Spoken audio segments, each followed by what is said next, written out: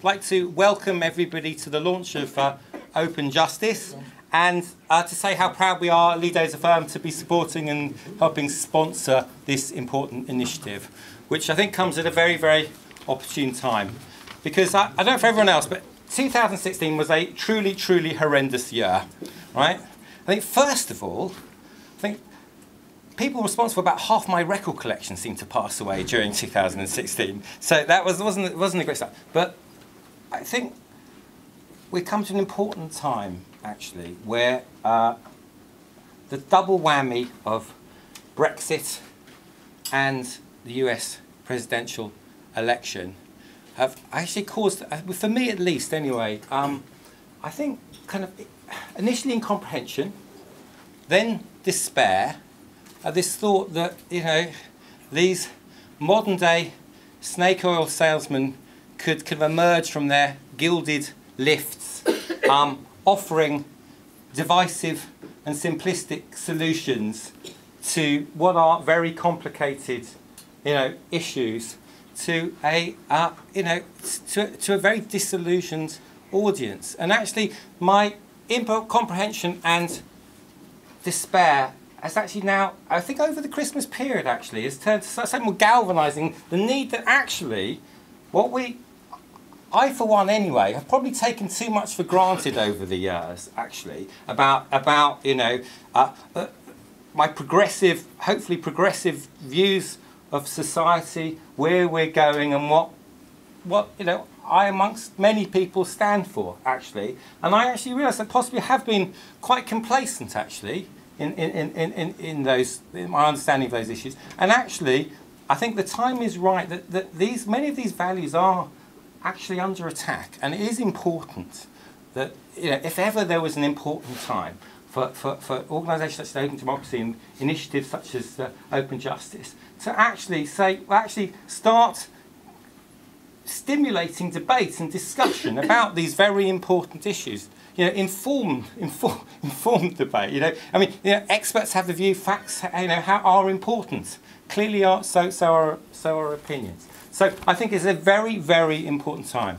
Now, I say also, in terms of being an end to a terrible year, is that I'm a jobbing solicitor, and one of my areas of particular speciality is prisons.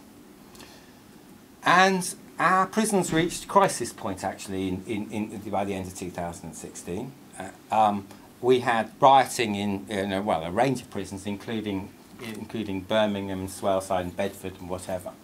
And I think, as I was discussing with people earlier today, I think the reasons for this are pretty clear, actually, to me anyway. You've got rising prison numbers because of the need for governments of all political stripes actually to hand out more lengthier sentences and send more people to prison.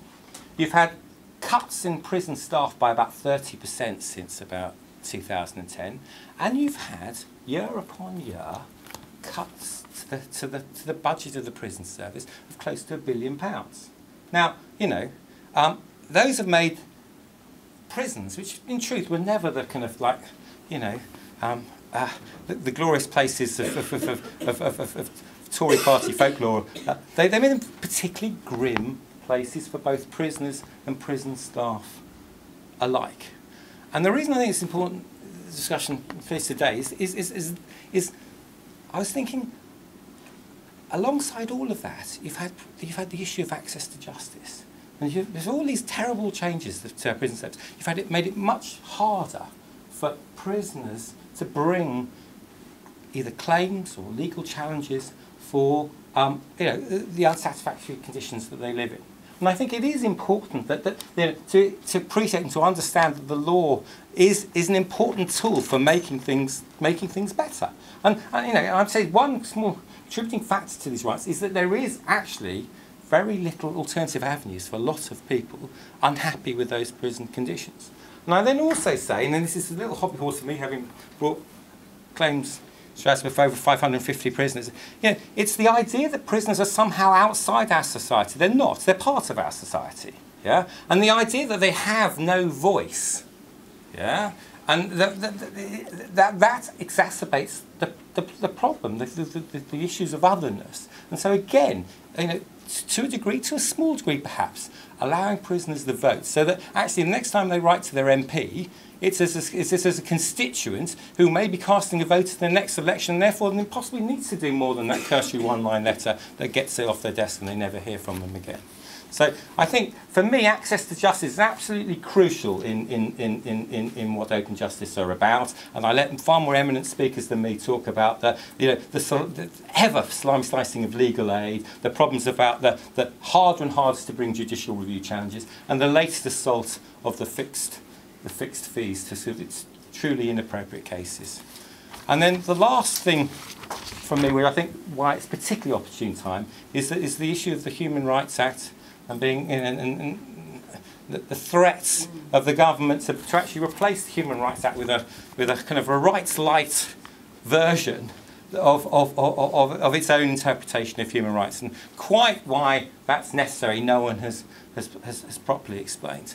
Combined actually with the recent announcement of Theresa May about possibly after the next election the idea that we're actually going to pull out of the European Convention of Human Rights. Again, it staggers me, and these must be issues that are discussed in Open Justice and others about, well, what purpose could that possibly serve? You have a convention that was forged in the aftermath of the atrocities of the Second World War that give people a minimum set of rights, that now applies across the continent to over 400 million people.